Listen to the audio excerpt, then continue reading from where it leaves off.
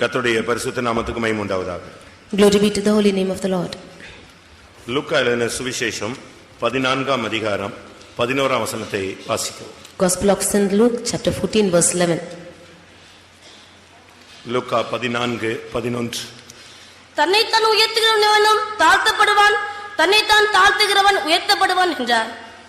கர்த்தருடைய பரிசுத்த நாமத்துக்கு மகிமை உண்டாவதாக. Glory be to the holy name of the Lord. தன்னைத்தான் உயர்த்துகிறவன் எவனும் அவன் தாழ்த்தப்படுவான். He who shall exalt himself shall be abased. தன்னைத்தான் தாழ்த்துகிறவன் உயர்த்தப்படுவான். He who humbles himself shall be exalted. தாழ்த்துதல் என்பது அது ஒரு கிறிஸ்தவனுடைய மனப்பாங்காக இருக்க வேண்டியது அவசியம். Humility should be the attitude of a Christian. தன்னை தாழ்த்துகிறது அவன் உயர்த்தப்படுவதற்கு ஏதுவான ஒரு அறிகுறியாக இருக்கிறது. He who humbles himself is a sign of being lifted up. இயேசுவும் கூட தன்னை தாழ்த்தினார். அதுபோல தன்னுடைய பிள்ளைகளும் தங்களை தாழ்த்தி உயர்த்தப்பட வேண்டும் என்பதில் அவர் மிகவும் கவனம் உள்ளவராக இருக்கிறார். Jesus also humbled himself, even so he desires and is very careful that his children also humble themselves and be exalted. இன்றைக்கு மனித சமுதாயத்திலே ஒருவருக்கொருவர் தங்களை தாழ்த்திக் கொள்வது மிகவும் குறைவாக இருக்கிறது. Today in the human society it is very less that we find people are humbling themselves. ஒருவருக்கொருவர் தங்களை உயர்த்த அவர்கள் போட்டி போடும் பொழுதுதான் பிரச்சனைகளும் போராட்டங்களும் குடும்பங்களிலும் சமுதாயங்களிலும் சபைகளிலும் உலகத்தின் பல பகுதிகளிலும் பெருகி வருகிற போராட்டங்களுக்கு காரணமாக இருக்கிறது. We see that the troubles and the strivings are increasing in the world because people are competing to exalt themselves in the society, in the churches and in the environment around. இன்றைக்கும் கூட அநேக சத்தியங்களை அறிந்தவர்கள் கூட தங்களை தாழ்த்துகிற விஷயத்திலே மாத்திரம் மிகவும் குறைவானவர்களாக இருக்கிறார்கள். Even the people who know many truths also are very deficit in humbling themselves. நம்முடைய தாழ்த்துதல் என்று சொல்லும் பொழுது நம்முடைய பேச்சு, நம்முடைய எண்ணங்கள், நம்முடைய செயல்கள் எல்லாவற்றிலுமே நம்மை தாழ்த்த நாம் கடமைப்பட்டிருக்கிறோம். Humbling ourselves means in our talks, in our thoughts and in all our actions we should show that humility. நாம் நம்மை தாழ்த்தும் பொழுது மற்றவர்கள் நம்மை தாழ்த்த தேவன் ஒருபோதும் இடம் கொடுக்க மாட்டார். When we ourselves humble ourselves, then the Lord will not admit others to humiliate us. நாம் நம்மை தாழ்த்தாவிட்டால் மற்றவர்களை வைத்து தேவன் நம்மை தாழ்த்த கிரியை செய்யக்கூடியவராக இருக்கிறார். If we don't humble ourselves, then the Lord will work in such a way that others will humble us. ஏனென்றால் Because இன்றைக்கு நம்மை தாழ்த்தாமல் நம்மை உயர்த்தும் பொழுது தேவனே நமக்கு எதிராளியாக வந்து விடுகிறார் என்று வேதம் சொல்லுகிறது. when we don't humble ourselves and when we exalt ourselves, God himself comes as our enemy. இன்றைக்கு நம்மில் எத்தனை பேர் உண்மையாகவே தாழ்த்துகிற அந்த சுபாவங்களை இந்த நாட்களிலே பெற்றிருக்கிறோம்? Today how many of us have received this character of humbling ourselves? வேறு ஒருவன் உன்னை தாழ்த்த நீ இடம் கொடுக்க வேண்டியதில்லை. நாமே நம்மை தேவனுடைய சன்னிதானத்திலே நம்மை தாழ்த்திக் கொள்வது நல்லது. You need not give room for any others to humiliate you, but it is required for us to humiliate ourselves. ஒரு விருந்து வீட்டுக்கு நீ அழைக்கப்பட்டால் அந்த இடத்துல ஒரு தாழ்வான இடத்தில் நீ போய் உட்கார் என்றுதான் இயேசு சொல்லிக் கொடுத்தார். If you are called to the house of feast, then Jesus said you go and sit the lowest place. அப்பொழுது அந்த வீட்டுக்காரன் வந்து உன்னை உயர்வான இடத்துக்கு அழைத்து கொண்டு போவான். If so, that household authority will come and call you to a higher place. அப்பொழுது உனக்கு மகிமை உண்டாகும். If so, you will be honorable. இல்லாவிட்டால் நீ அழைக்கப்பட்ட உடனே நேரடியாக போய் ஒரு மேன்மையான இடத்திலே உட்காரும் பொழுது உன்னை விட மேன்மையானவன் வரும் பொழுது உன்னை கீழான இடத்துல கொண்டு போய் உட்கார வைப்பார்கள். If you are going and sitting yourself in the highest place, then even a higher person than you will come, then he should be placed in that lower place and you will be cast into the lowest room. இன்றைய வேத பாடத்திலே நாம் நம்மை தாழ்த்தினால் நமக்கு எவைகள் கிடைக்கும்? Today's Bible study is, if we humble ourselves, then what all will we receive? நம்மை தாழ்த்தாவிட்டால் நம்முடைய நிலவரம் எவ்வளவு மோசமானதாக போய்விடும். If we do not humble ourselves, then how to what a pathetic state our state will go to. தாழ்த்துகிறதுக்கும் 4 வேத வசனங்களை சொல்லுகிறேன். தாழ்த்தாவிட்டால் என்ன சம்பவிக்கும் என்பதற்கும் 4 வேத வசனங்களை நான் சொல்லுகிறேன். To humble ourselves, I tell you 4 verses, and if we do not humble ourselves, the effect of it also I say 4 verses. இன்றைக்கும் கூட நம்மை தாழ்த்தும்படியாகவே இந்த மாலை வேளையிலே தேவன் நமக்கு ஆலோசனை சொல்லிக் கொடுக்கிறார். Today also, this evening, the Lord is counseling that we might humble ourselves. ஒரு தேவனுடைய பிள்ளை தன்னை தாழ்த்த அவன் பழக்க வேண்டியது அவசியம். For a child of God should practice himself to humble himself. நம்மை தாழ்த்தும் பொழுது தேவன் தேசத்துக்கு கூட அவர் சேமத்தை கொடுக்கிறவராக மாறுகிறார். When we humble ourselves, then the Lord will grant blessing to the land. இரண்டாம் நாளாகமம் 7ஆம் அதிகாரம் 14ஆம் வசனத்தை நாம் பார்க்கும் பொழுது 2 Chronicles 7:14 when we அங்கே read, என்ன சொல்லப்பட்டிருக்கிறது? what is told here? என் நாமம் தரிக்கப்பட்ட என் ஜனங்கள் தங்களை தாழ்த்தி என்றுதான் அங்கே சொல்லப்பட்டிருக்கிறது. It is said that my people which are called by my name, when they shall humble themselves. ஒரு தேவனுடைய பிள்ளை என்று சொல்லுகிறவன் தன்னை தாழ்த்தும்படியாக தேவனே அவனுக்கு அந்த கற்பனையை சொல்லிக் கொடுக்கிறார். A child of God should humble himself, and that is what the Lord commands him. அவர்கள் தங்களை தேவனுடைய சன்னிதானத்திலே போய் தாழ்த்தி பழக்க வேண்டும். They should go to the presence of God and practice to humble themselves. அப்படி தாழ்த்தும் பொழுது கர்த்தர் அவர்களுக்கு இறங்கி முழு தேசத்துக்குமே ஒரு சேமத்தை ஒரு சுகத்தை அவர் கட்டளையிடுகிறார் என்று சொல்லப்பட்டிருக்கிறது. When they should likewise humble themselves, then the Lord will forgive their sin and will heal their lands, says the Lord. இன்றைக்கு அநேகருக்கு தங்களை தாழ்த்துகிறது முடியாத ஒரு காரியம். Today it is impossible for many to humble themselves. மற்றவர்களும் அவர்களை தாழ்த்த முடியாது, இவர்களும் தங்களை தாழ்த்த ஒப்புக்கொடுப்பது இல்லை. Even the others cannot humiliate them, neither can they themselves humble themselves. நம்மை தாழ்த்த முடியாத பட்சத்தில் மற்றவர்கள் நம்மை தாழ்த்த நம்ம ஒப்புக்கொடுப்போமா? If we cannot humble ourselves, then can others allow us to humiliate? நிச்சயமாக நம்ம இடம் கொடுக்க மாட்டோம். We will never give room for it. நம்மை தாழ்த்தாத பட்சத்தில் உயர்த்தப்பட மாட்டோம். மற்றவர்கள் நம்மை தாழ்த்தும் பொழுது நாம் எதிர்க்கும் பொழுது பிரச்சனைகளுக்கு நாம் காரணர்களாக மாறிவிடுகிறோம். When we do not humble ourselves, then we will not be exalted and we will be the cause for many other problems. அதனால் தான் வேதம் சொல்லுகிறது தன்னை தாழ்த்துகிறவன் எவனும் உயர்த்தப்படுவான். That is why the word of God says that he who humbles himself shall be exalted. தேவன் உங்களை உயர்த்த வேண்டும் என்று நீங்கள் விரும்பினால் இன்றைக்கு இந்த நாட்களிலே நீங்கள் உங்களை தாழ்த்தி பழகுங்கள். If you desire for God to exalt you, then you yourselves too should practice to humble yourselves. தாழ்த்தும் பொழுது ஒரு நிர்பந்தமான ஒரு சூழ்நிலைக்கு நீங்கள் தள்ளப்படுவீர்கள். When you humble yourself, you will be sent to a pathetic state. அப்படித்தான் வேதமும் கூட சொல்லுகிறது. That is what the word of God states. அப்போஸ்தலர் 8ஆம் அதிகாரத்தில் நாம் பார்க்கும் பொழுது When we read in Acts of Apostles 8th chapter 33ஆம் வசனத்தை பார்க்கும் பொழுது verse 33. அப்போஸ்தலர் 8:33 In Acts 8:33. அவர் தம்மை தாழ்த்தின போது அவருடைய நியாயம் எடுத்துக் கொள்ளப்பட்டது. அவர் தன்னை தாழ்த்தின பொழுது நடந்த சம்பவம் என்னன்னு சொன்னால் நியாயம் எடுபட்டு போய்விட்டது. That work which took place when he humbled himself was the judgment was taken away. நாம் நம்மை தாழ்த்தும் பொழுது நியாயம் ஜட்ஜ்மென்ட் இல்ல நியாயம் எடுபட்டு போயிற்று. ஏசாயா 53ல நாம் பார்க்கும் பொழுது In Isaiah 53 7ஆம் வசனத்திலே நாம் இதை பார்க்கலாம். verse 7. அவர் நொறுக்கப்பட்டும் ஒடுக்கப்பட்டும் இருந்தார், ஆனாலும் தம்முடைய வாயை அவர் திறக்கவில்லை. அவர் தம்முடைய வாயை திறக்கவில்லை. 8ஆம் வசனத்தில் நாம் பார்க்கும் பொழுது அவருடைய நியாய தீர்ப்பிலிருந்து அவர் எடுக்கப்பட்டார் என்று சொல்லப்பட்டிருக்கிறது. It is told here that he was taken from prison and from judgment. நம்முடைய பக்கத்தில் நியாயம் இருந்தாலும் நாம் தாழ்த்தும் பொழுது நம்முடைய நியாயம் அடிபட்டு போய்விடுகிறது. Although we have justice on our part, our justice is being hitted out when we are humbling ourselves. இன்னைக்கு எத்தனை பேர் உங்களை தாழ்த்துவீர்கள்? How many of you are humbling yourselves today? இன்னைக்கு உயர்வு என்பது பெருமை என்பது சபைகளுக்குள்ளே ஜனங்களுக்குள்ளே சமுதாயத்துக்குள்ளே அதிகமாக காணப்படுகிறது. Today exaltation or highness is being found more in the church, among our people and in the society. உயர்த்த மனிதன் தாழ்த்தப்பட்டு கொண்டே வருகிறான். The more man is being wanting to exalt himself, he is humiliated. வேதத்திலே अनेக தங்களை தாழ்த்தி இருக்கிறார்கள், ஆனபடியால் தேவன் அவர்களை உயர்த்தி இருக்கிறார். In the word of God we see many of them have humbled themselves and therefore the Lord has exalted them. சவுலை சாமுவேல் சந்தித்த பொழுது சவுல் முதலாவது மிகவும் தன்னுடைய குடும்பத்தை தன்னுடைய கோத்திரத்தை மிகவும் தாழ்த்தி அவன் பேசினான். When Samuel first met Saul, he humbled himself and he called his family to the least of it. Samuel சவுலிடத்தில் முதலாவது பேசும் பொழுது Firstly, when Samuel was speaking to Saul, இஸ்ரவேலின் அபேட்சை உன்னை அல்லவா தேடுகிறது என்று சொன்னான். Does not the whole Israel seek for you? 1 Samuel 9ஆம் அதிகாரம் 21ஆம் வசனத்தில் நாம் பார்க்கும் பொழுது 1 Samuel 9:21 when we read, அங்கே சவுல் உடனே சொல்லுகிறான், நான் இஸ்ரவேலின் கோத்திரங்களிலே சிறிய கோத்திரத்தைச் சேர்ந்தவன். He said that I am the least of all the tribes of Israel. என்னுடைய குடும்பம் எல்லா குடும்பங்களிலும் என்னுடைய குடும்பம் அற்பமான குடும்பம். My family is the least of all the families. இப்படித்தான் அவன் தன்னை தாழ்த்தினான். That is how he is humbling himself. இது சவுலுடைய ஆரம்பகால வாழ்க்கை. This is the beginning stage of Saul. பல நாட்கள் போன பொழுது அவன் தன்னை தாழ்த்த முடியவில்லை. But as days went by, he was not able to humble himself. Saul கொன்றது 1000, தாவீது கொன்றது 10000 என்று சொன்ன பொழுது அந்த வார்த்தை அவனால் ஜீரணிக்க முடியவில்லை. When they said that Saul has killed thousands and David 10,000, he could not accept that word. ஒரு சிலர் என்ன செய்கிறார்கள்?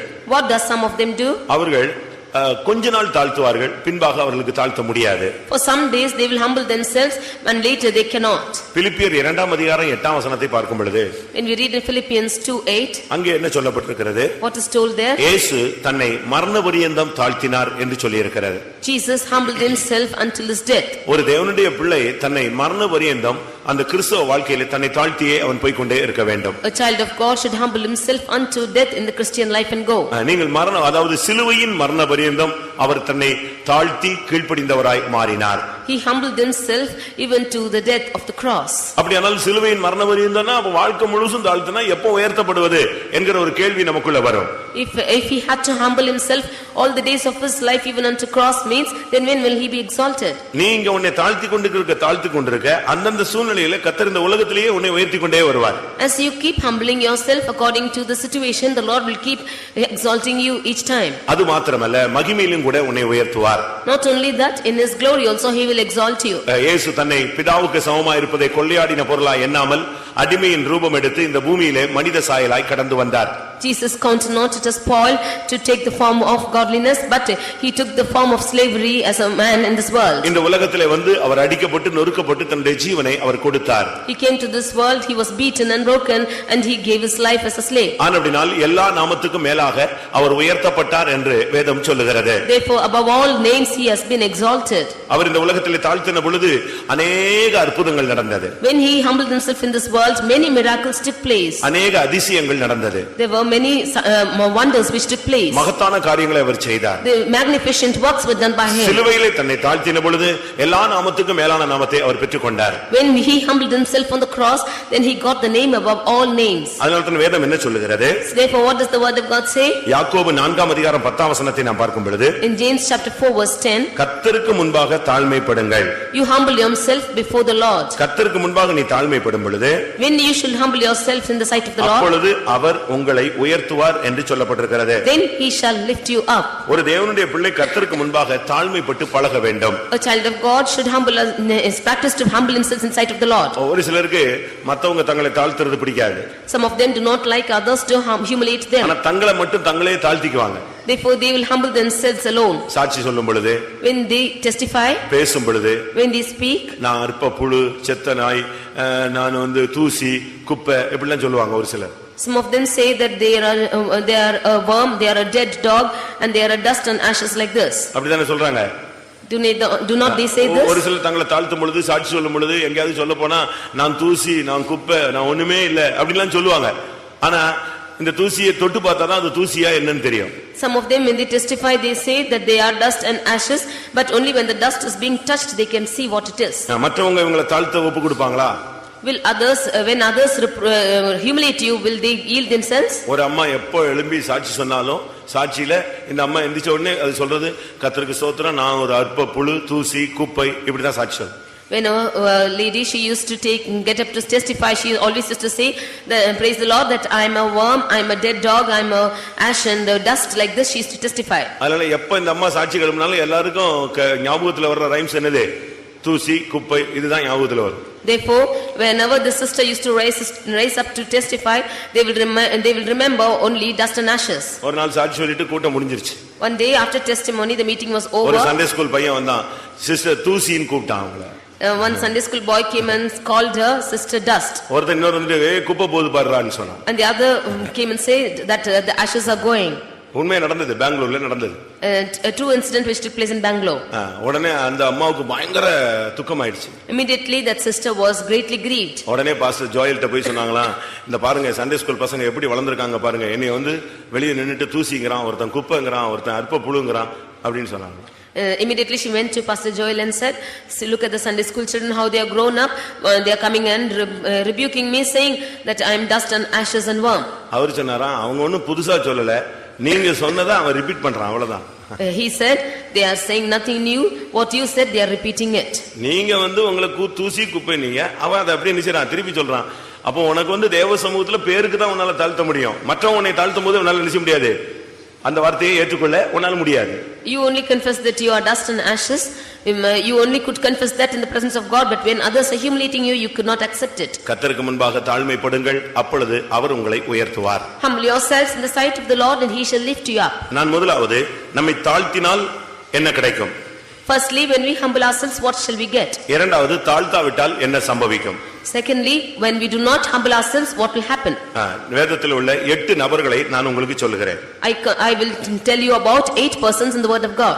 4 பேர் சூழ்நிலைகள் மத்தியிலே அவர்கள் தாழ்த்தி விட்டார்கள். 4 of them in the midst of all situations they humbled themselves. ஆனால் 4 பேர் தங்களை தாழ்த்தவில்லை. But 4 of them did not humble themselves. கர்த்தருடைய பரிசுத்த நாமத்துக்கு மகிமை உண்டாவதாக. Glory be to the holy name of the Lord. நம்மை தாழ்த்தினால் என்ன சம்பவிக்கும்? When we humble ourselves, what will happen? ஒரு தேவனுடைய பிள்ளை நம்மை தாழ்த்தும் பொழுது கர்த்தருடைய பெரிய இரக்கங்கள் நமக்கு கிடைக்கிறது. When the child of God will humble themselves, then we receive the great mercies of God. முதலாவது ஆகாப் என்ற ராஜா தன்னை தாழ்த்தினான். Firstly, King Ahab, he humbled himself. தங்களை தாழ்த்தின 4 பேரை நான் உங்களுக்கு முன்பாக வைக்கிறேன். I place before you 4 members who humbled themselves. முதலாவது ஆகாப். First is Ahab. அவன் ஒரு ராஜா.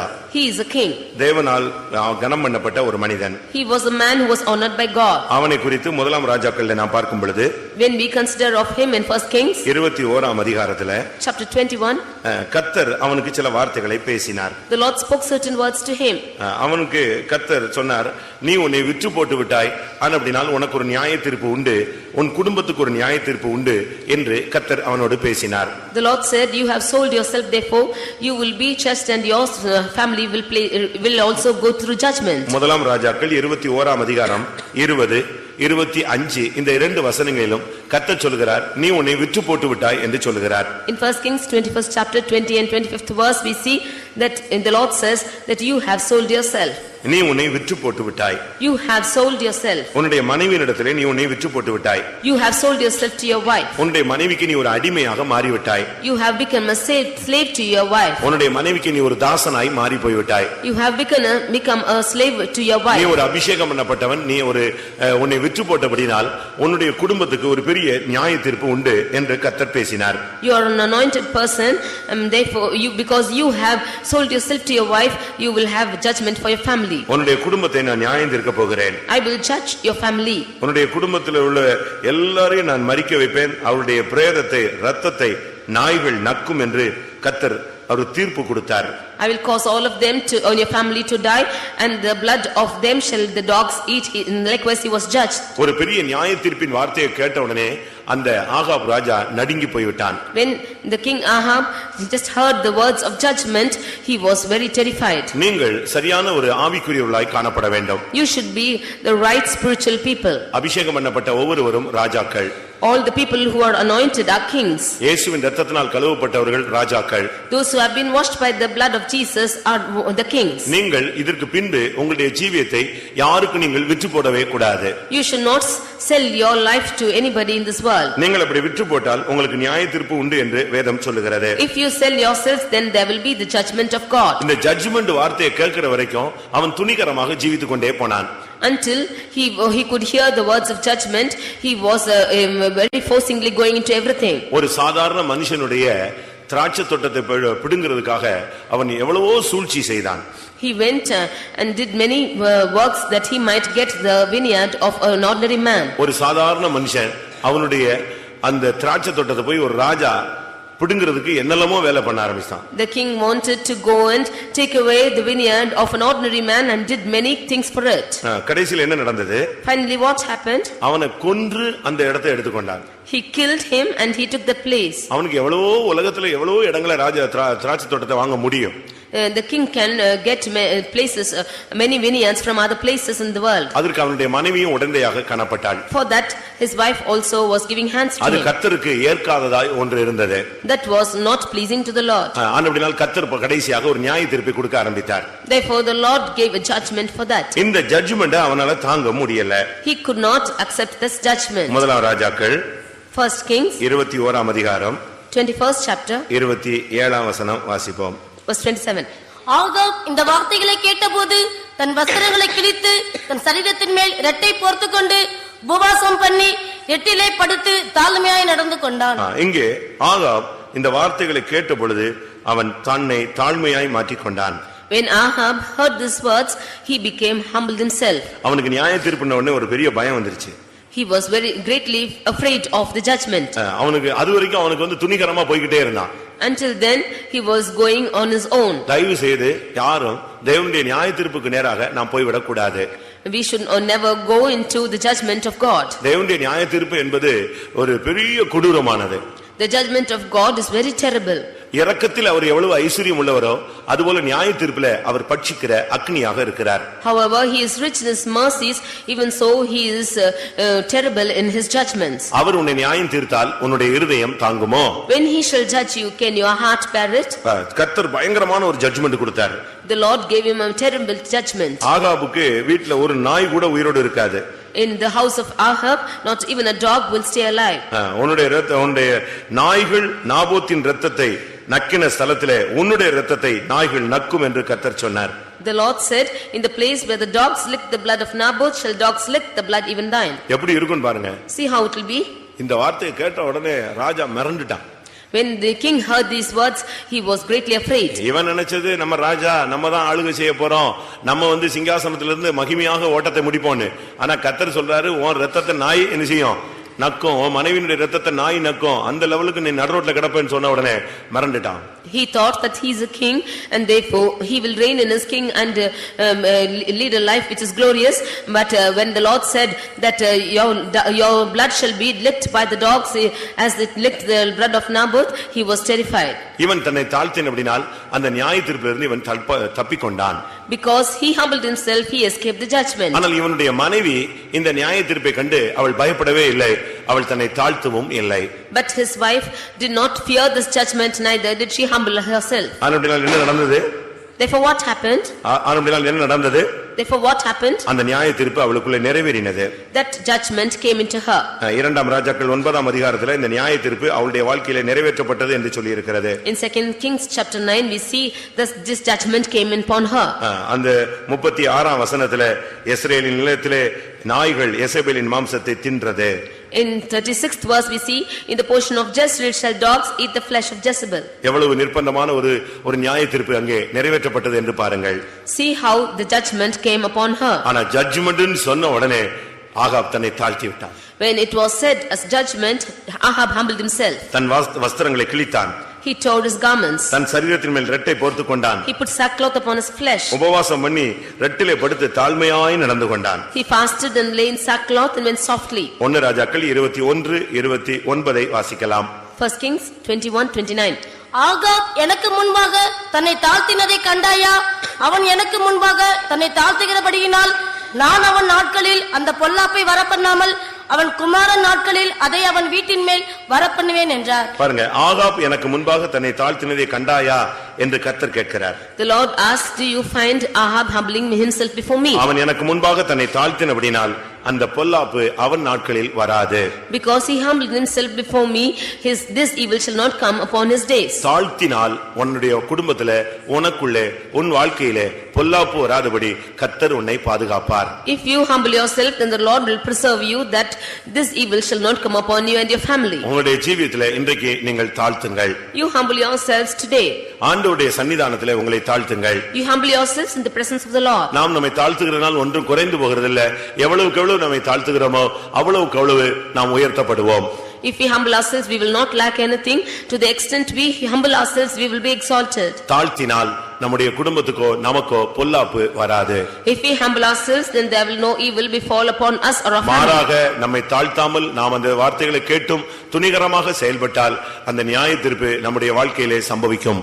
If we ignorantly go about this judgment and do not humble ourselves, then this judgment will come upon us. தேவனுடைய வார்த்தையை கேட்ட உடனே அவன் தன்னை தாழ்த்தினான். When he heard the word of God, then he humbled himself. அவன் தன்னை தாழ்த்தினதை தேவன் கண்டு அந்த பொல்லாப்பு வராதபடி கர்த்தர் அவனை பாதுகாத்தார். When he humbled himself at the word of the Lord, then the Lord preserved him, that the evil shall not come upon him. இரண்டாவதாக யோசியா என்கிற ஒரு ராஜா தன்னை தாழ்த்தினதை நாம் பார்க்கலாம். Secondly, we read about King Josiah who humbled himself. அவனுடைய வாழ்க்கையிலும் கூட பல போராட்டங்கள் இருந்தது. Even in his life there was a lot of striving. நியாயப்பிரமாணத்தை அவன் கேட்டு பழக்கமே இல்லை. ஒரு நாள் கேட்டபோது உட்கார்ந்து அழ ஆரம்பித்தான். He was not used to hearing the law of the Lord. Once when he heard it, he started to cry. அவனுடைய வாழ்க்கையில அதை கேட்ட உடனே அவன் நடுங்க ஆரம்பித்தான். He started to fear the Lord when he heard these words. கர்த்தருடைய பரிசுத்த நாமத்துக்கு மகிமை உண்டாவதாக. Glory be to the holy name of the Lord. நம்முடைய ஜீவியத்திலே நாம் நியாய பிரமாணத்தை கேட்கும்போது நாம் எப்படி இருக்கிறோம்? When we hear the law of the Lord, how are we?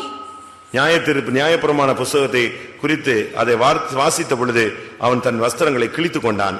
When the law of the Lord was read before him, he tore his garments. அவனுடைய ஜீவியத்திலும் கூட பல போராட்டங்கள் இருந்தது. There was a lot of problems in his life too. அவனுக்குள்ளே கூட பல தோல்விகள் இருந்தது. He had many failures in his life. இப்பொழுது கர்த்தர் அவனோடு பேச ஆரம்பித்தார். But now the Lord began to speak to him. இரண்டாம் ராஜாக்கள் 22ஆம் அதிகாரம் 2 Kings chapter 22 19-20 வசனங்களை வாசிக்கலாம். verses 19 and 20. 19ஆம் வசனத்தை மட்டும் வாசியுங்கள். நான் இந்த ஸ்தலத்துக்கும் அதன் குடிகளுக்கும் விரோதமாக அவர்கள் பாலும் சாபமாவார்கள் என்று சொன்னதை நீ கேட்டபோது உன் இருதயம் இளகி நீ கர்த்தருக்கு முன்பாக உன்னை தாழ்த்தி உன் வஸ்திரங்களை கிழித்துக்கொண்டு எனக்கு முன்பாக அழுதபடியினால் நானும் உன் விண்ணப்பத்தை கேட்டேன். இங்கே நாம் பார்க்கும் பொழுது ஆண்டவர் சொல்றார், இந்த ஸ்தலத்திற்கும் இதன் குடிகளுக்கும் விரோதமாக அவர்கள் பாலும் சாபமும் ஆவார்கள் என்று ஆண்டவர் சொன்னார். Here the Lord said that upon this place and upon the inhabitants of this place they shall become a desolation and a curse. என்ன நடந்தது அங்கே? What happened here? அந்த ஜனங்கள் தங்களுடைய வழிகளை விட்டு விலக ஆரம்பித்தார்கள். The people here went astray from the way of the Lord. அவருடைய ஜீவியத்தில் தோல்விகள் வர ஆரம்பித்தது. They became failures in their lives. அவர்கள் கர்த்தரை விட்டு தங்கள் கைகளின் கிரியைகள் எல்லாவற்றிலும் தேவனுக்கு கோபம் ஊட்டினார்கள். They angered the Lord and departing from the Lord by all the works of their hands. வேறே தேவர்களை பின்பற்ற ஆரம்பித்தார்கள். They started to follow other gods. இது 17ஆம் வசனத்திலே இரண்டாம் ராஜாக்கள் 22:17 சொல்லப்பட்டிருக்கிறது. This we read in 2 Kings 22:17. அங்கே சொல்லப்பட்டிருக்கிறது, அவர்கள் வேறே தேவர்களுக்கு தூபம் காட்டினார்கள். Here we see that they offered incense to other gods. ஆனபடியால் இந்த ஜனங்களும் இந்த தேசமும் பாழாய் போகும் என்று கர்த்தர் சொன்னார். He said, therefore, the people and the inhabitants of this land shall become a desolation. இவர்கள் சாபமாய் மாறி போவார்கள் என்று கர்த்தர் சொன்னார். The Lord said that they will become a curse. அந்நிய தேவர்களை பின்பற்றுவது ஒரு பெரிய குறைவு. Following other gods is a great curse. கர்த்தர் தெய்வமானால் நீங்கள் கர்த்தரை பின்பற்றுங்கள். If God be the Lord, then you follow him. பாகால் தெய்வமானால் நீங்கள் பாகாலை பின்பற்றுங்கள். If Baal be God, then you follow him. இரண்டு நினைவுகளால் ஏன் நீங்கள் குந்தி நடக்கிறீர்கள்? Why should you walk about with two opinions? ஆனபடியால் தேவனுடைய பிள்ளைகள் இந்த நாட்களிலே நாம் தேவனை பின்பற்றினால் சரியான விதத்திலே பின்பற்ற வேண்டியது கடமையாக இருக்கிறது. Therefore the people of God, if we have to follow the Lord, then we have to follow him rightly. இருமனம் உள்ளவன் தன் வழிகளில் நிலையற்றவன் என்று சொல்லி இருக்கிறது. He who is double minded is unstable in all his ways. ஒன்று நீ பாவியாக இரு, இல்லாவிட்டால் நீ பரிசுத்தவனாய் இரு. One thing, you be a sinner or you be a saint. கர்த்தரை பின்பற்றுகிறேன் என்று சொல்லிவிட்டு நீ பாவத்தை பின்பற்ற கூடாது. Saying you are following the Lord, you should not follow sin. நீ பரிசுத்தம் என்று சொல்லிவிட்டு பாவியாக திரிய கூடாது. Saying you are following holy life, you should not become a sinner. கிறிஸ்தவன் என்று சொல்லிவிட்டு நீ கிறிஸ்துவுக்கு புறம்பாக நீ செயல்படக்கூடாது. Calling yourself a Christian, you should not work contrary to Christ. அந்நிய தெய்வங்களை நீ கையெடுக்க கூடாது. You should not worship alien gods. விக்கிரகத்துக்கு நேராக நீ மண்டியிட கூடாது. You should not bow down or kneel down before other gods. இந்த யோசியாவுக்கு கர்த்தர் ஒரு நியாய தீர்ப்பை கொடுத்தார். This Joshua was given a judgment. அந்த ஜட்ஜ்மென்ட் என்ன? நீயும் உன்னுடைய ஜனமும் பாழாய் போவீர்கள், சாமமாய் போய் விடுவீர்கள் என்று சொன்னார். The judgment was that you and your people shall become a desolation and a curse. இத கேட்ட உடனே அவன் நடுங்கி போய்ட்டான். When he heard this, he was terrified. ஒரு ராஜா தன்னுடைய ராஜ்யம் பாழாய் போகும்னா அவனால ஏற்றுக்கொள்ள முடியுமா? If when a king was said that he will become a desolate person, can he accept it? நீ ஆசீர்வாதமாய் இருக்க மாட்டாய், சாபமாய் போவாய் என்று சொன்னால் எப்படி ஏற்றுக்கொள்ள முடியும்? How can you accept this word? You will be a curse and not a blessing. அந்த வார்த்தையை கேட்ட பொழுது அவன் உடனடியாக கர்த்தருக்கு முன்பாக தன்னை தாழ்த்தினான். When he heard these words, he immediately humbled himself before the அவனுடைய Lord. இருதயம் உடைஞ்சு ஓன்னு அழ ஆரம்பிச்சிட்டான். His heart was broken and he began to weep. இன்னைக்கு நாம் தேவனுடைய சமூகத்திலே நாம் தேவனுடைய அழ வேண்டியவர்களாக நாம் காணப்படுகிறோம். Today, in the presence of God, we should weep. ஒரு தேவனுடைய பிள்ளை கர்த்தருடைய சமூகத்திலே கண்ணீர் விட்டால் அந்த ஜெபம் உடனடியாக ஏறெடுக்கப்படுகிறது. If a child of God should weep in the presence of the Lord, that prayer is being answered. இங்கே அவன் தன்னை தாழ்த்தினான். Here he humbled himself. தாழ்த்தின பொழுது என்ன நடந்தது? When he humbled, what happened? இரண்டாம் ராஜாக்கள் 22:20 நாம் பார்க்கும் பொழுது 2 Kings 22:20 when அங்க என்ன சொல்லப்பட்டிருக்கிறது? What is told here? நீ உன்னை தாழ்த்தினபடினால் நீ சமாதானத்தோடே உன்னுடைய ஓட்டத்தை முடிப்பாய். Because you have humbled yourself, you shall run your and finish your race in peace. Ahab தன்னை தாழ்த்தின பொழுது பொல்லாப்பு வராமல் கர்த்தர் பாதுகாத்தார். When Ahab he humbled himself, the Lord preserved him from evil. யோசியா தன்னை தாழ்த்தின பொழுது உன்னுடைய ஓட்டத்தை நீ சமாதானத்தோடு முடிப்பாய் என்று கர்த்தர் அவனுக்கு வாக்கு கொடுத்தார். When Joshua humbled himself, the Lord promised that he shall run his race in நம்மை peace. தாழ்த்துகிறதுனால நம்ம கெட்டு போகிறது இல்ல, நமக்கு நன்மை தான் கிடைக்கும். If we humble ourselves, we will not receive evil but only goodness. நம்மை தாழ்த்தும் பொழுது நாம் தேவனுக்கு முன்பாக நம்மை தாழ்த்துகிறோம். When we humble ourselves, we are humbling before God. தேவனுக்கு முன்பாக நம்மை தாழ்த்த தாழ்த்த ஆண்டவருடைய கண்களில் நமக்கு இரக்கம் தான் கிடைத்துக்கொண்டே வரும். The more we humble ourselves before God, then we will receive the mercy from the eyes of the Lord. உங்களில் எத்தனை பேர் கர்த்தருடைய வார்த்தையை கேட்கும் பொழுது உங்களை தாழ்த்த உங்களுக்கு சிந்தை உண்டாகிறது? How many of you has the mind to humble yourself when you hear the word of the Lord? நீ ஒரு அந்நியனை போல போய்விடக் கூடாது. You should not go like a stranger. கர்த்தருடைய வார்த்தையை கேட்ட பொழுது நீ எசபேலை போல போய்விடக் கூடாது. You should not go like Jezebel when you hear the word of the Lord. கர்த்தருடைய வார்த்தையை கேட்கும் பொழுது நீ ஆகாபை போல யோசியாவை போல தாழ்த்தி கர்த்தருடைய சன்னிதானத்திலே அழுகு. நீ அழுதால் அந்த ஜட்ஜ்மென்ட்ல இருந்து தப்புவிக்கப்படுவாய், உன்னுடைய ஓட்டம் ஜெயமாக முடியும். When you hear the word of the Lord, if you humble yourself like Ahab and Joshua, then your race will be victorious and you will end in peace. அன்றைக்கு அவர்கள் வஸ்திரங்களை கிழித்தார்கள். நாம் வஸ்திரங்களை அல்ல, நம்முடைய இருதயத்தை கிழிக்க வேண்டும் என்று யோவேல் தீர்க்கதரிசன புத்தகத்திலே சொல்லப்பட்டிருக்கிறது. Those days they tore their garments, but now we have to tear our hearts. That is what is told in Joel. அன்றைக்கு அவர்கள் இரட்டை உடுத்திக் கொண்டார்கள். இன்றைக்கு நாம் நம்முடைய தேவனுக்கு ஒரு துக்கத்தை நாம் அணிந்து கொள்ள வேண்டியது அவசியம். Those days they put on sackcloth, but now we have to put on the grief according to God. அன்றைக்கு ராஜாக்களே கர்த்தருடைய சன்னிதானத்திலே தாழ்த்தினார்கள். Those days the kings humbled themselves before the Lord. இன்றைக்கு உங்களால் தாழ்த்தி போக முடிகிறதா? Can you humble yourselves today? தேவனுடைய வார்த்தைகளை கேட்கும் பொழுது உங்களால் தாழ்த்த முடிகிறதா? When you hear the word of the Lord, can you humble yourself? உங்களுடைய இருதயத்தை தாழ்த்த முடிகிறதா? Is your heart able to humble? உங்களுடைய இருதயத்தை கிழிக்க முடிகிறதா? Is your heart able to tear it? ஆண்டவருடைய சமூகத்திலே கண்ணீர் வருகிறதா? Are you able to weep in the presence of God? ஒரு சிலருக்குலாம் கண்ணீர்ங்கிறது ஒரு கேள்விக்குறி. கண்ணீர் விடவே மாட்டாங்க. என்ன நடந்தாலும் அவ்வளவு ஹார்டா இருக்கு அந்த heart. Some of their hearts are so hard that they cannot weep or shed tears. சிலுவையை பார்த்தாலும் அழுகை வராது. Even when they see the cross, they cannot cry. அடி விழுந்தாலும் அழுகை வராது. Even when they are beaten, they will not cry. அதுதான் தவறு. It is wrong. நாம் நமக்குள்ளே ஒரு இலகிய மனதை நாம் கொண்டு வர வேண்டும். We should have a very soft heart within us. கர்த்தருடைய சமூகத்திலே நம்மை தாழ்த்தி கண்ணீர் விட்டு அழுகிறது ஒரு குறை கிடையாது. அது நன்மையை நமக்கு கொண்டு வருகிறது. We humbling ourselves in the presence of the Lord and weeping and crying is not a loss, that it will bring goodness to us. மூன்றாவது தன்னை தாழ்த்தினதுக்கு ரெகொபெயாமை நாம் எடுக்க முடியும். Thirdly, we can see Rehoboam who humbled himself. அவன் தன்னை தாழ்த்தினான். He humbled himself. அவனுடைய வாழ்க்கையில் நடந்தது என்ன? What happened in his life? அவன் நியாயப்பிரமாணத்தை விட்டுவிட்டான். He left the law of the Lord. இரண்டாம் நாளாகமம் 12ஆம் அதிகாரத்தை பார்க்கும் பொழுது 2 Chronicles chapter 12 அங்கே முதலாம் வசனத்தை வாசியுங்கள். verse 1. ரெகொபெயாம் ராஜ்யத்தை திடப்படுத்தி தன்னை பலப்படுத்திக் கொண்ட பின் அவனும் அவனுடைய இஸ்ரவேல் அனைவரும் கர்த்தருடைய நியாயப்பிரமாணத்தை விட்டுவிட்டார்கள். அவர்களும் அவனுடைய ஜனங்களும் கர்த்தருடைய நியாயப்பிரமாணத்தை விட்டுவிட்டார்கள். He and his people, they forsook the law of the Lord. அவன் பாருங்க எவ்வளவு தந்திரமான ஒரு ஆள்னு பாருங்க. See what a criminal person is this. தன்னுடைய ராஜ்யத்தை திடப்படுத்தி தன்னை பலப்படுத்திக் கொண்ட பின் அவன் என்ன செஞ்சிட்டான்? நியாயப்பிரமாணத்தை விட்டுவிட்டான். After he established the kingdom and strengthened himself, he forsook the law of the Lord. இன்னைக்கும் கூட अनेகர் அப்படிதான் தங்களை ஸ்டடி பண்ற வரைக்கும் அப்படியே ஒண்ணும் தெரியாத மாதிரி இருப்பாங்க. தங்களுடைய காரியம் சக்சஸ் ஆயிடுச்சுனா அதுக்கு பிறகு தலையை தூக்கிடுவாங்க. Today, even some people like this, as long as they become steady in their lives, they will seem to be very silent, but after that, they will be very arrogant. Government தன்னுடைய கண்ட்ரோல்ல வர்ற வரைக்கும், அரசாட்சி கண்ட்ரோல்ல வர்ற வரைக்கும் அப்படியே அமைதியா இருப்பாங்க. கண்ட்ரோல் வந்துட்ட பிறகு அவங்க தலையை தூக்க ஆரம்பிச்சிடுவாங்க. As long as the government comes into their control and they come into reign, they will be very silent. After that, they will shake their heads. இந்த ரெகொபெயாம் அப்படிப்பட்ட ஆளு.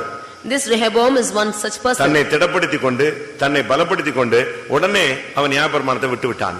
Once he established the kingdom and strengthened himself, immediately he took hold of his head. என்னைக்கு நியாயப்பிரமாணத்தை விட்டையோ அன்னைக்கு நீ கர்த்தரை விட்டாய் என்று அர்த்தம். When you have forsaken the Lord, then you have left the Lord. என்னைக்கு நீ பைபிள் வேண்டாம்னு சொல்லி ஒரு கிறிஸ்தவன் ஒதுக்குனானோ அன்னைக்கு அவன் தெய்வத்தை விட்டு விலகி போய் விட்டான் என்று அர்த்தம். When a Christian has left the word of God, then he has departed from the Lord. இதைத்தான் இரண்டாம் நாளாகமம் 12ஆம் அதிகாரம் 5ஆம் வசனத்திலே நாம் பார்க்கிறோம். This is what we read in 2 Chronicles 12:5. நீ நியாயப்பிரமாணத்தை விட்டு விடவில்லை, கர்த்தர் சொல்லுகிறார் நீங்கள் என்னை விட்டு விட்டீர்கள் என்று சொல்லுகிறார். You have not forsaken the law, but you have forsaken me, says the Lord. நீ நியாயப்பிரமாணத்தை கையில உள்ள பைபிள்ல உள்ள சத்தியத்தை நீ விட்டுட்டு இஷ்டத்துக்கு போய் கொண்டிருந்தால் கர்த்தர் உன்னையும் உன்னுடைய குடும்பத்தையும் விட்டு விடுகிறார். You leaving the word of the Lord and going on your way by your own self, then the Lord leaves you and your family. கையில வேதத்தை வச்சுக்கிட்டு நாம் வேதத்துக்கு புறம்பாக செயல்படுகிற அந்த பழக்கத்தை நாம் நிறுத்த வேண்டியது அவசியம். We should stop working contrary against the word of God, having the word of God with us. ஐந்தாம் வசனம் என்ன சொல்லுகிறது? What does the fifth verse say? நீங்கள் என்னை விட்டு விட்டீர்கள். Ye have forsaken me. ஆனபடியால் நானும் சத்துருவின் கையிலே விழும்படி நானும் உங்களை விட்டுவிட்டேன் என்று கர்த்தர் அங்கே பேசுகிறார். The Lord says, therefore I have forsaken you into the hands of your enemies. வாசியுங்கள் அந்த வசனம். அப்பொழுது செமாயா தீர்க்கதரிசி ரெகோபியாம் இடத்துக்கும் சீசாக்கி நிமித்தம் எருசலேமிலே வந்து கூடியிருக்கிற யூதாவின் பிரபுக்கள் இடத்துக்கும் வந்து அவர்களை நோக்கி, நீங்கள் என்னை விட்டுவிட்டீர்கள், ஆகையால் நான் உங்களையும் சீசாக்கின் கையிலே விழும்படி விட்டுவிட்டேன் என்று கர்த்தர் சொல்லுகிறார் என்றார். நியாயப்பிரமாணத்தை விட்டதுக்கு கர்த்தர் சொல்ற வார்த்தை என்ன? நீங்கள் என்னை விட்டுவிட்டீர்கள். When they said that you have left the Lord said that you have forsaken me. Samuel வேண்டாம் என்று ஜனங்கள் சொன்ன பொழுது கர்த்தர் சொன்னார், அவர்கள் உன்னை தள்ளவில்லை, அவர்கள் என்னை தள்ளினார்கள் என்றுதான் அங்கே கர்த்தர் சொன்னார். When they said that they did not want Samuel, the Lord said that they have not forsaken me, but they have forsaken you. நியாயப்பிரமாணத்தை விட்டால் நீ தேவனை விட்டுவிட்டாய் என்று அர்த்தம். If you have forsaken the Lord, then you have left the Lord. இப்பொழுது நடந்த சம்பவம் என்ன? Now what is this incident? கர்த்தர் ரெகோமியோடு பேச ஆரம்பித்தார். Now he started to speak to Rehoboam. நான் அந்த வார்த்தையை கேட்டவுடனே நான் உன் சத்துருவின் கையிலே உன்னை விழும்படி விட்டுவிட்டேன் என்று கர்த்தர் சொன்னார். The Lord said that I have left you to fall into the hands of enemies. இந்த வார்த்தையை கேட்ட உடனே அவனுக்கு பயம் வந்தது. When he heard this, he was afraid. நியாயப்பிரமாணத்தை விட்டால் நீ தேவனை விட்டுவிட்டாய். If you have left the law, you have left the Lord. நீ தேவனை விட்டுவிட்டபடியால் உன்னை சத்துருவின் கையிலே விழும்படி தேவனும் விட்டுவிட்டார். Because you have left the law, the Lord has given you into the hands of your enemies. அந்த வார்த்தையை கேட்ட உடனே அவனுக்கு நடுக்கம் உண்டானது. When he heard this, he was terrified. இஸ்ரவேல்ல இருக்கிற பிரபுக்களுக்கெல்லாம் ஒரு பயம் வந்து விட்டது.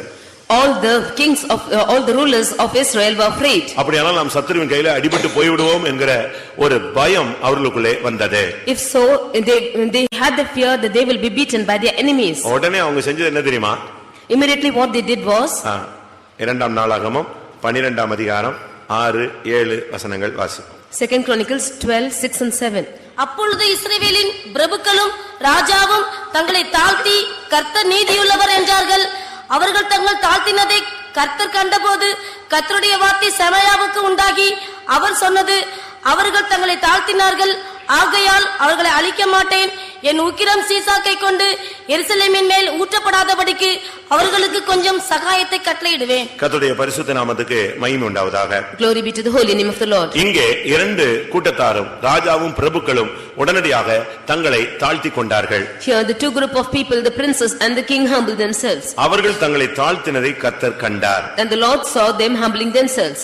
அவர் கர்த்தர் சொன்னது போலவே அவர்கள் தங்களை தாழ்த்தினார்கள். As the Lord had said, they humbled themselves. பிரியமானவர்களே, நம்மில் எத்தனை பேர் இப்படிப்பட்ட உண்மையான தாழ்த்துதலுக்கு வருகிறோம்?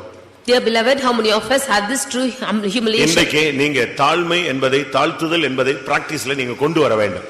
Today you have to bring this humiliation into your practice. கர்த்தருக்கு முன்பாக நீங்க அப்படியே உங்களை இருதயத்தை தாழ்த்தி ஒடுக்கி நொறுக்கி ஒப்புக்கொடுக்க வேண்டும். Before the Lord, you should convict your heart, you should break your heart and humble yourselves. கர்த்தர் என்ன சொல்லியிருந்தார்? What does the Lord say? சத்துருவின் கையிலே உன்னை விட்டு விடுவேன் என்று சொன்ன உடனே அவங்க தாழ்த்தினார்கள். உடனே கர்த்தர் சொன்னார், அப்ப நீ தாழ்த்தினபடினால் நான் உன்னை அழிவுக்கு ஒப்புக்கொடுக்க மாட்டேன் என்று சொன்னார். When they were said that they will be handed over into the hands of the enemies, the Lord said, because you have humbled yourselves, I will not give yourselves into the hands of the enemies. இரண்டாம் நாளாகமம் 12ஆம் அதிகாரம் 7ஆம் வசனத்துல ரொம்ப தெளிவாக சொல்லப்பட்டிருக்கிறது, அவர்கள் தங்களை தாழ்த்தினார்கள், ஆகையால் நான் அவர்களை அழிக்க மாட்டேன். In 2 Chronicles 12:7, it is said clearly that they have humbled themselves, therefore I will not destroy them. என் உக்கிரத்தை நான் எருசலேமின் மேல் ஊற்ற மாட்டேன். I will not pour out my wrath upon Jerusalem. அவர்களுக்கு சகாயத்தை நான் கட்டளையிடுவேன். And I will grant them some deliverance. நம்மை தாழ்த்தினால் தேவனிடத்திலிருந்து நமக்கு சகாயம் கிடைக்கும். If we humble ourselves, then we will receive favor from the Lord. நம்மை தாழ்த்தும் பொழுது கர்த்தர் உக்கிரத்தை ஊற்றாமல் இரக்கத்தை நம்மேல் ஊற்றுவார். If we humble ourselves, then the Lord will not pour out his wrath but mercy upon us. இங்கே நாம் பார்க்கும் பொழுது ரெகோபெயாம் தன்னை தாழ்த்தி தேவனிடத்திலிருந்து சகாயத்தை பெற்றுக்கொண்டான். When we should consider here that Rehoboam humbled himself and received the mercy of the Lord. நம்மை தாழ்த்தும் பொழுது நமக்கு பொல்லாப்பு வராது.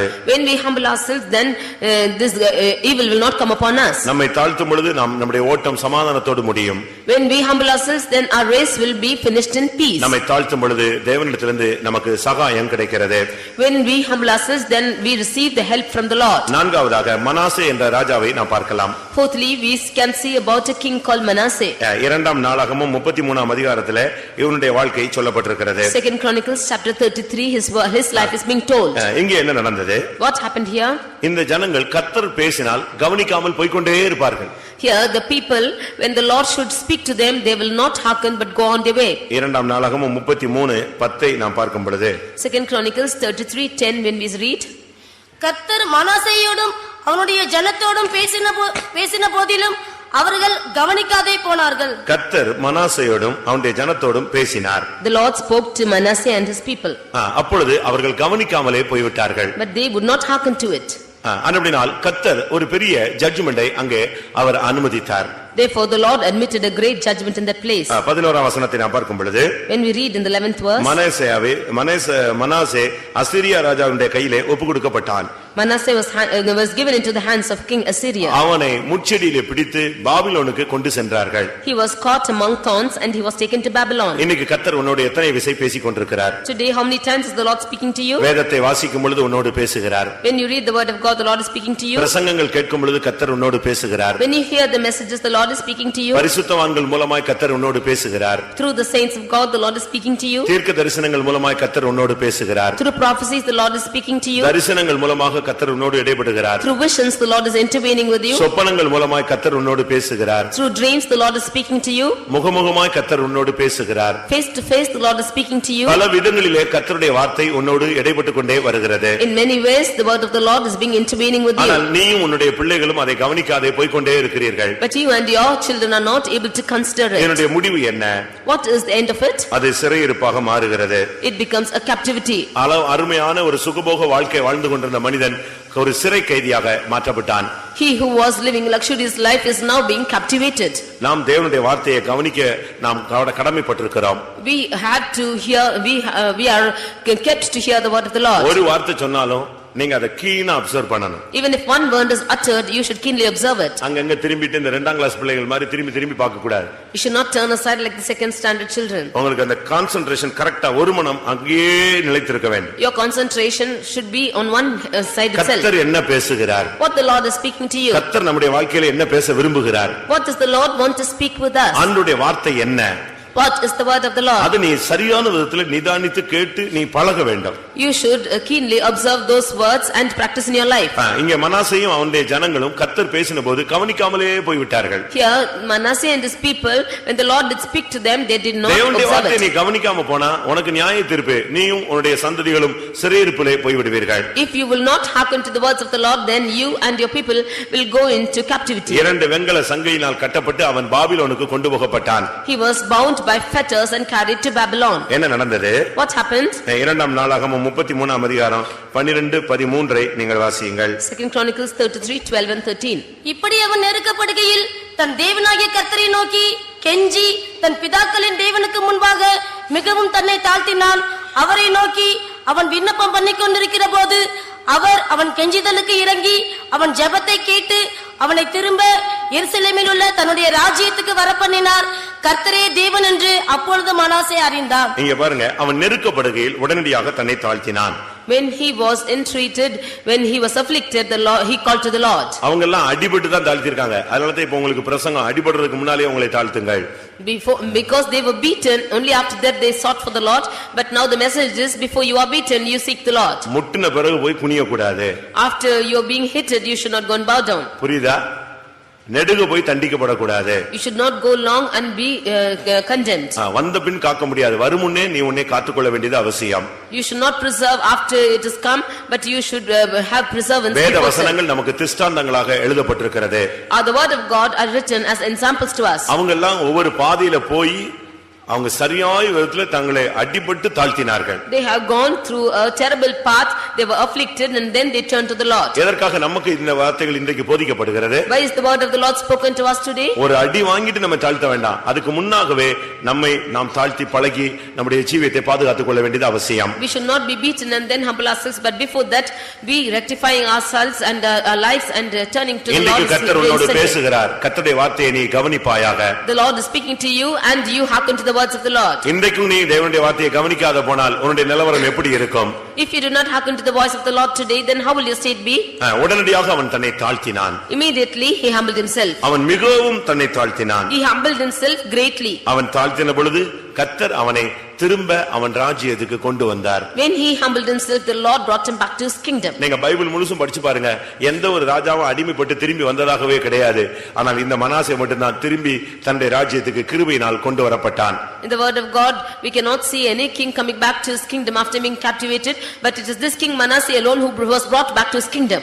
நீ தாழ்த்தும் பொழுது உன்னுடைய இழந்த நிலவரத்தை நீ மறுபடி பெற்றுக்கொள்வாய். When you humble yourself, you will gain back the state that you have lost. இழந்து போன சுகத்தை பெற்றுக்கொள்ளலாம். You can regain the strength you have இழந்து lost. போன ரட்சிப்பை பெற்றுக்கொள்ளலாம். You can regain the salvation you have lost. இழந்து போன சமாதானத்தை பெற்றுக்கொள்ளலாம். You can regain this peace you have lost. இழந்து போன ஐக்கியத்தை பெற்றுக்கொள்ளலாம். You can regain the unity you have lost. இழந்து போன விசுவாசத்தை பெற்றுக்கொள்ளலாம். You can regain the faith that you have lost. இழந்து போன வரங்களை பெற்றுக்கொள்ளலாம். You can regain the gifts that you have lost. இழந்து போன உலக பிரகாரமான ஆசீர்வாதங்கள் நன்மைகளை பெற்றுக்கொள்ளலாம். You can regain the worldly blessings that you have lost. இழந்து போன உன்னுடைய ஆளுகையை நீ பெற்றுக்கொள்ளலாம். You can regain the reign that you have lost. கர்த்தருடைய பரிசுத்த நாமத்துக்கு மகிமை உண்டாவதாக. Glory be to the holy name of the Lord. Ahab தன்னை தாழ்த்தினான். Ahab humbled himself. யோசியா தன்னை தாழ்த்தினான். Joshua humbled himself. ரெகோபயாம் தன்னை தாழ்த்தினான். Rehoboam humbled himself. மனாசே தன்னை தாழ்த்தினான். And Manasseh humbled himself. பொல்லாப்புக்கு தப்புவிக்கப்பட்டான். He was able to escape evil. சகாயம் கிடைத்தது. And he got the help from the Lord. ராஜ்யத்துக்கு திரும்பி வந்தான். He returned back to his kingdom. சமாதானத்தோடு ஓட்ட முடிந்தது. And with peace he entered his race. கர்த்தருடைய பரிசுத்த நாமத்துக்கு மகிமை உண்டாவதாக. Glory be to the holy name of the Lord. இன்னும் ஒரு 4 பேர் இருக்கிறார்கள். And another 4 persons are there. அவர்களும் மேன்மையானவர்களே. They are also great people. அவர்களும் ராஜாக்கள் தான். They are also kings. ஆனால் அவர்கள் தங்களை தாழ்த்தவில்லை என்று நாம் பார்க்கிறோம். But we see that they did not humble themselves. இன்றைக்கு 2 கூட்டத்தை சபையிலே நாம் பார்க்கலாம். Today we see 2 kinds of people in the church. 2 கூட்டத்தை நாம் உலகத்திலும் பார்க்கலாம். We can see 2 groups of people in the world. ஒரு குரூப் தன்னை தாழ்த்திக் கொள்கிறது, கிருபையை பெற்றுக் கொள்கிறது. One group is humbling themselves and are receiving the grace. ஒரு கூட்டம் எந்த சூழ்நிலையிலும் தங்களை தாழ்த்தாமல் நிமிர்ந்து நின்று தோற்று போகிறார்கள். One group is not humbling themselves at any situation and they are facing failures. தாழ்த்தாத கூட்டத்தில் முதலாவது பார்வோனை நாம் பார்க்கலாம். We can see Pharaoh in the first group of the ones who did not humble themselves. யாத்திராகமம் 10ஆம் அதிகாரத்தில் நாம் பார்க்கும் பொழுது In Exodus chapter 10 3ஆம் வசனத்தை பார்க்கும் பொழுது verse 3. யாத்திராகமம் 10:3 அப்படியே மோசேயும் ஆரோனும் பார்வோனிடத்தில் வந்து உன்னை தாழ்த்த நீ எதுவரைக்கும் மனதில்லாதிருப்பாய், என் சமூகத்தில் எனக்கு ஆராதனை செய்ய என் ஜனங்களை போகவிடு. அங்கே கர்த்தருடைய தாசர்கள் 2 பேர் பார்வோனிடத்தில் வந்து பேசுகிறார்கள். Here we see the 2 people of God came and spoke to Pharaoh. உன்னை தாழ்த்த நீ எதுவரைக்கும் மனதில்லாது இருப்பாய். How long will you refuse to humble yourself? அற்புதங்கள் நடக்கிறது. There are miracles which are taking place. வாதைகள் உண்டாகிறது. And there are also there's punishment of the Lord coming upon them. அநேக விதங்களிலே கர்த்தர் வாதித்தார். In many ways the Lord punished them. ஆனா என்ன நடந்தது தெரியுமா? And what did happen? அவன் தாழ்த்தவே இல்லை. He did not humble himself. அவன் ஒரு வணங்கா கழுத்துள்ள மனுஷன். He is a person who could not bend his neck. இருதய கடினம் உள்ள ஒரு மனுஷன். He was a strong he is a hard hearted person. அவன் மிகவும் மோசமான ஒரு ஆள். He was a very worst kind. என்ன நடந்தது தெரியுமா? What happened was கர்த்தர் அவனோடு பேசினார், நீ என்ன எதுவரைக்கும் உன்னை தாழ்த்த மாட்டாய்ன்னு சொல்லி. The Lord spoke to him and asked him, until when will you not humble yourself? உங்களுக்கு இன்னைக்கு பெருமை இருக்கா? Do you have pride in you? இன்னும் தாழ்த்த முடியலையா? Could you not humble yourselves even now? அப்படியானால் நீ பார்வோனுக்கு தங்கச்சி இல்லாட்ட பார்வோனுக்கு தம்பி. If so, you are sister or brother of Pharaoh. அப்படிதானே? நீ இன்னை எதுவரை உன்னை தாழ்த்த மனதில்லாமல் இருப்பாய்? Until when can you not humble yourself? இன்னும் அடிபட்டது போதாதா? Is it not sufficient you are beaten? 10 வாதை கிடைத்தது போதாதா? It's not sufficient you have got 10 chastisements from the இவ்வளவு Lord? பனிஷ்மென்ட் கிடைச்சது உனக்கு போனாதா? Is it not sufficient you have been punished so much? அடி விழுந்துகிட்டே இருக்கு, ஆனாலும் இவனால தாழ்த்தவே முடியல. You have on and on been beaten, but you could not humble himself. ஏனென்றால் தாழ்த்துதல் என்கிறது அவனுடைய பிறப்புல இரத்தத்துல இல்ல. It is because humility is not in his birth or in his blood. உன்னுடைய இரத்தத்துல இயேசுவின் இரத்தம் இருந்தால்தான் உன்னுடைய சரீரத்திலே உன்னை உன்னால் தாழ்த்த முடியும். Only if you have the blood of Jesus in your body, you can humble yourself. பார்வோனுடைய இரத்தம் உனக்குள்ள இருந்தா உன்னால தாழ்த்த முடியாது. If you have the blood of Pharaoh in you, you cannot humble yourself. இதுக்கு முடிவு என்ன தெரியுமா? What is the end of it? அவன் தன்னை தாழ்த்தாத பொழுது என்ன நடந்தது? What was the end when he did not humble himself? 10 வாதை கிடையாது. There were 10 punishments given to them. கடைசி பனிஷ்மென்ட்ங்கிறது வாதைங்கிறது அவனுடைய மூத்த குமாரன் தலைச்சன் பிள்ளையே செத்து போயிட்டான். The final punishment was that his firstborn was also dead. ஆனாலும் அவனால என்ன செய்ய முடியல? தாழ்த்த முடியல. Even then he could not humble himself. கடைசில முடிவு என்ன தெரியுமா? And finally what was the end? செங்கடலிலே அவன் என்ன செய்யப்பட்டான்? அழிக்கப்பட்டு போனான். He was destroyed in the Red Sea. நீங்க வரட்டு கௌரவத்துல திரிய கூடாது. You should not go in your own pride. உனக்கு பெருமை ஒரு லிமிட்ல இருக்கு. ஒரு பெருமைங்கிறது அன்லிமிட்டா நீ போகும்போது நிச்சயமா ஒரு நாள் உன்னுடைய ஜீவியம் செங்கடல்ல அழிந்து போகும். When you go in an unlimited pride, then truly your life will fall into the Red Sea one day. ஒரு சிலருக்கு இருக்கு அவன் பெருமை பாராட்டுறான். ஒரு சிலருக்கு இல்ல ஒண்ணுமில்லாத இருந்தும் பெருமை பாராட்டுறான் பைபிள் சொல்லுகிறது. Some of them have it and therefore they boast. We see from the word of God that some of them boast without anything. கர்த்தர் உன்னை எவ்வளவு சிட்சிக்கிறார், உன்னை எப்படியாவது உருவாக்கணும்னு அவர் ட்ரை பண்றாரு. ஆனா உனக்கு தாழ்மைனா சுட்டு போட்டா கூட வர மாட்டாங்க. The Lord is chastening you and he wants to form you somehow, but humility is not coming into you at all. ஒரு சிலருக்கு அநேகருக்கு வருஷங்கள் போயிருச்சு, ஆனா தாழ்த்துகிற அந்த எக்ஸ்பீரியன்ஸ் இன்னும் இல்லவே இல்ல. Many years have gone by, but some of them are not able to humble themselves at all. அவங்கள கொஞ்சம் பேச்சில கூட தாழ்த்திர முடியாது. Even by their words they cannot humble themselves. கொஞ்சம் மரியாதை குறைவு நடந்துருச்சுனா அவ்வளவுதான், உடனே அவங்க பஸ்ட் ஆயிடுவாங்க.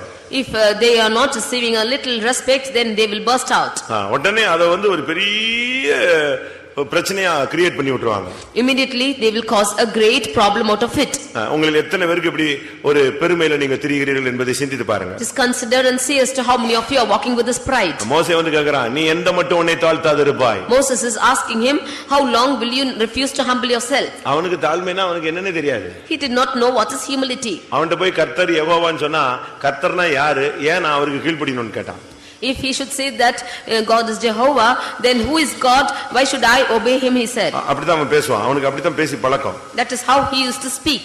அவன்கிட்ட போய் கர்த்தர்னு சொன்னா கர்த்தர் யார் அப்படின்மா. If they should go and say that he is God, then he'll ask who is God. அவருடைய வார்த்தையை கேட்கிறதுக்கு அவர் யாருன்னு கேட்பான்.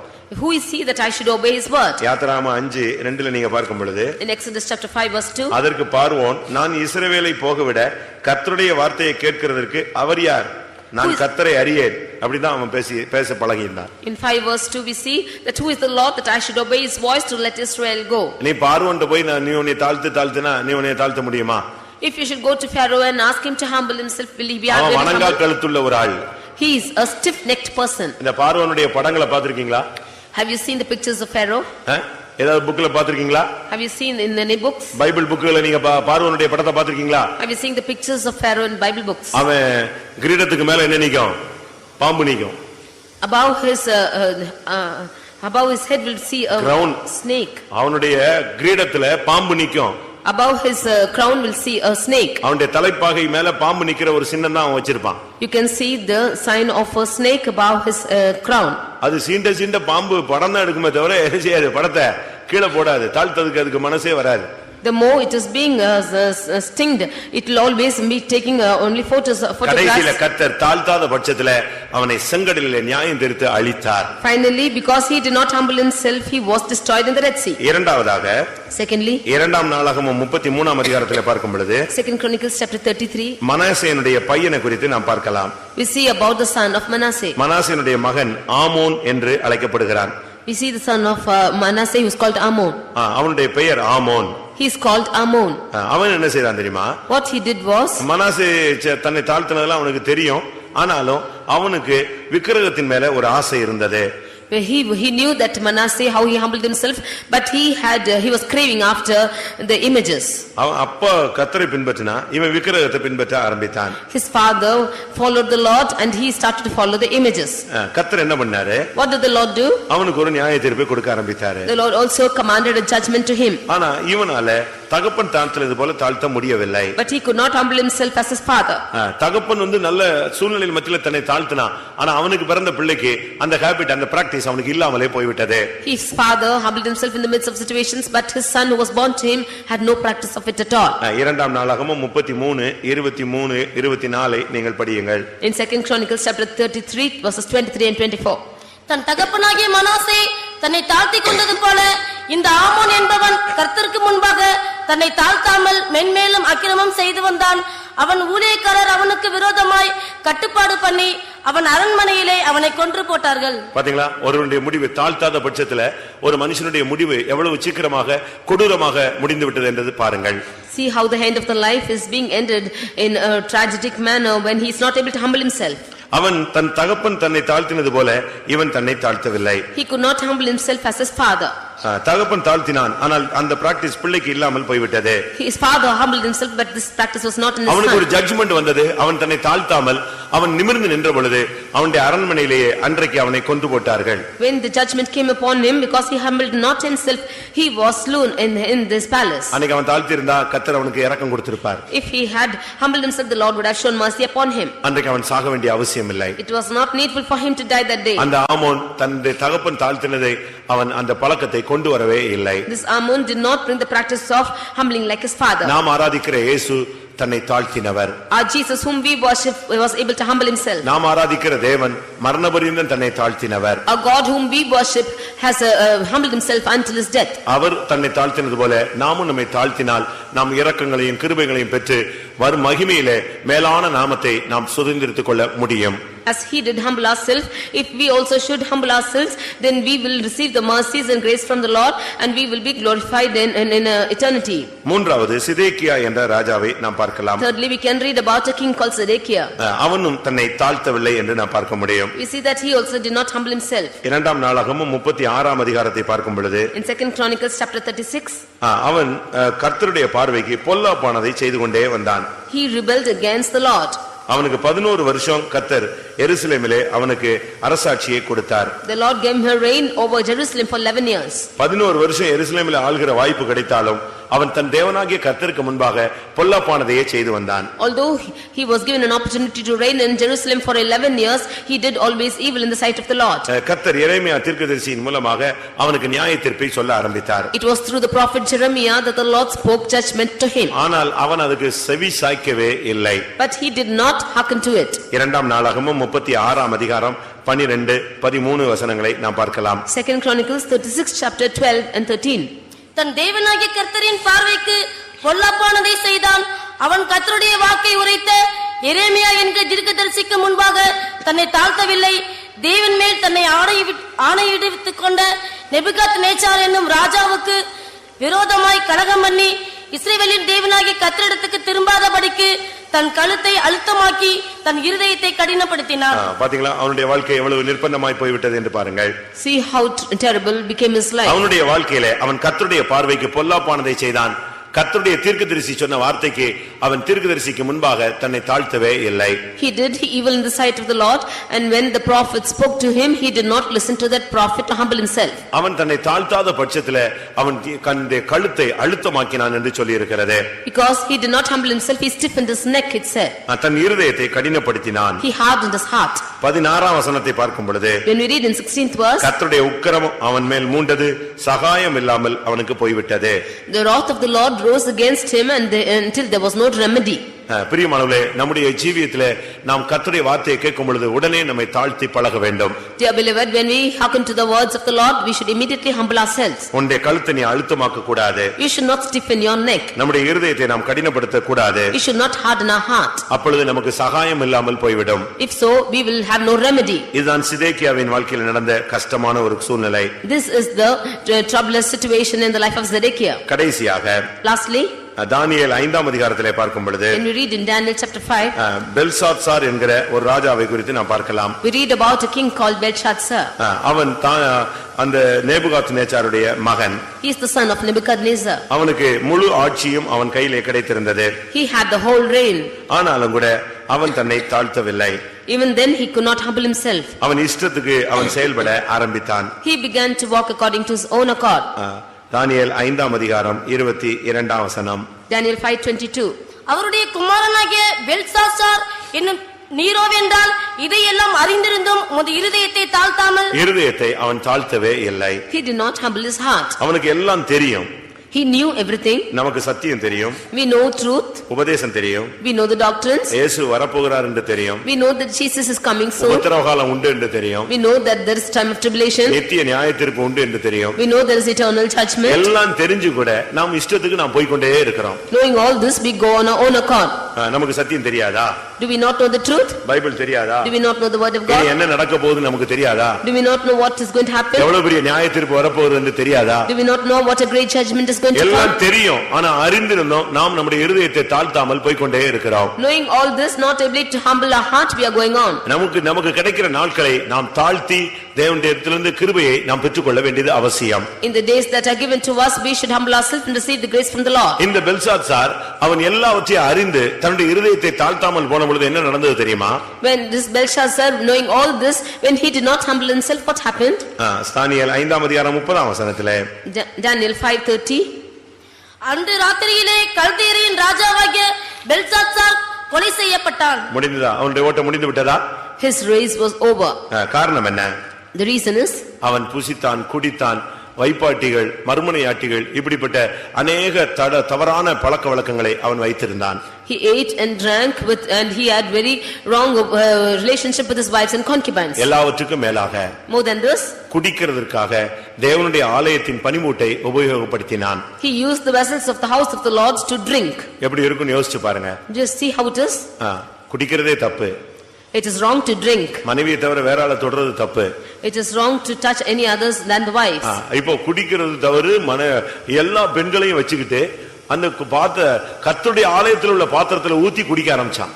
Having all the concubines and wives, he began to drink with the vessels from the house of the Lord. ஏற்கனவே இவனுடைய தகப்பன் தன்னை தாழ்த்தாமல் நான் கட்டின பாபிலோன் என்று தன்னை உயர்த்தின பொழுது தேவன் அவனை அடித்து மிருகமாய் மாற்றி வைத்திருந்தார். Already his father, when he did not humble himself and said that this Babylon whom I have built, the Lord chastised him and he was made a beast. 7 வருஷம் மிருகம் போல வைக்கோல தின்னுட்டு சுத்திட்டு இருந்தான் இவங்க அப்பா. For 7 years he was moving around like the beast and eating the grass of the field. அப்படி மிருகம் போல சுத்திட்டு இருந்தவனை கர்த்தர் மறுபடியும் ராஜ்யத்துக்கு கொண்டு வந்தார். He who was roaming like the beast, the Lord brought him back to the kingdom. இப்ப அவனுக்கு பிறந்த பிள்ளைக்கு இந்த சிந்தை மறந்து போய்விட்டது. Now the son who was born to him, this thought was going off. இப்ப துணிகரமா குடிக்க வைப்பாட்டிகள் இல்லாவிட்டால் மறுபடி தன்னுடைய ஜீவியத்தை தாறுமாறாக்கி கொண்டு தேவனுடைய ஆலயத்தின் பனிமூட்டுகளை தீட்டுப்படுத்த ஆரம்பித்தான். Now he wanted, of his own accord, he began to defile himself with the vessels from the house of the Lord and with his concubines drinking wine. அதனால தானியேல் சொன்னா எல்லாம் அறிந்திருந்து நீ உன் இருதயத்தை தாழ்த்தல. Therefore Daniel said, having known all this, you have not humbled yourself. அந்த வார்த்தையை கேட்ட பொழுது அன்று இரவு அவன் கொல்லப்பட்டான். When he heard these words, that night he was killed. நமக்கு எல்லாம் தெரியும், இஷ்டத்துக்கு போறோம், நியாயத்தீர்ப்பை சீக்கிரமாய் பெறுவோம். We know all this and we are going on our own accord, soon judgment is going to come. தாழ்த்தாவிட்டால் செங்கடலில் அழிவு. If we do not humble ourselves, then there is destruction in the Red Sea. தாழ்த்தாத பார்வோன் அழிக்கப்பட்டான். The Pharaoh who was not able to humble himself was destroyed. தாழ்த்தாத ஆமோன் கொல்லப்பட்டான். The Ammon who did not humble himself was slain. தாழ்த்தாத சிதேக்கியாவுக்கு சகாயம் இல்லாமல் போய்விட்டது. And Zedekiah who could not humble himself, he did not find the favor. எல்லாம் அறிந்த அந்த பெல்சாத்சார் தன்னை தாழ்த்தாத பொழுது அன்று இரவே அவன் கொல்லப்பட்டான். And Belshazzar who did not humble himself, that same night he was slain. பிரியமானவர்களே, நம்மை தாழ்த்தினால் தேவன் நம்மை உயர்த்துவார். Dear beloved, if we humble ourselves, then the Lord will lift us up. நம்மை தாழ்த்தினால் இந்த ஊருக்கே ஒரு ஆசீர்வாதம் உண்டாகும். If we humble ourselves, then we will become a blessing to this place. மரணபரியந்த நம்மை தாழ்த்தினால் மகிமையிலே நாம் மேன்மையான மகிமையான நாமத்தை நாம் பெற்றுக்கொள்வோம். If we humble ourselves unto death, then in the glory we will receive a greater name. தாழ்த்தினால் உன்னுடைய ஜீவியத்திலே பொல்லாப்பு இல்லாமல் நீ தப்புவிக்கப்படுவாய். If you are humbling yourself, then you will be delivered from all evil. தாழ்த்தினால் சகாயம் கிடைக்கும். If you humble yourself, then you will receive the help from the Lord. தாழ்த்தினால் இழந்து போனது உனக்கு கிடைக்கும். If you humble yourself, then all what you have lost you will regain. தாழ்த்தினால் ஜெயத்தோடு உன்னுடைய ஓட்டம் சமாதானத்தோடு முடியும். If you humble yourself, then your race will be ended up with peace. எல்லாரும் கண்களை மூடுவோம். Let's all close our eyes. ஒரு விசை நம்மை தாழ்த்தும்படியாக தேவனுடைய சன்னிதானத்திலே நம்மை ஒப்புக் கொடுப்போம். Let us offer ourselves to humble ourselves once again in the presence of the Lord. எத்தனை பேர் இந்த மாலை வேளையிலே உங்களை தாழ்த்தும்படியாக கர்த்தருடைய பாதத்திலே நீங்கள் உங்களை சமர்ப்பிக்கிறீர்கள்? How many of you want to humble yourselves in the presence of the Lord, to humble yourselves this evening?